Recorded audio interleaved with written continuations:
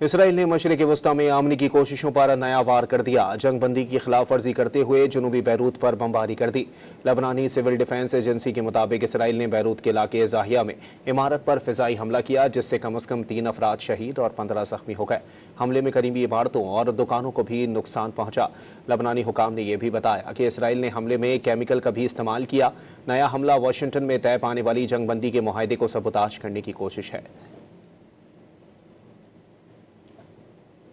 Israel ने मशरिक़ वस्ता में अमन की कोशिशों पर नया वार कर दिया। जंग बंदी की खिलाफ वर्जी करते हुए जनूबी बैरूत पर बमबारी कर दी।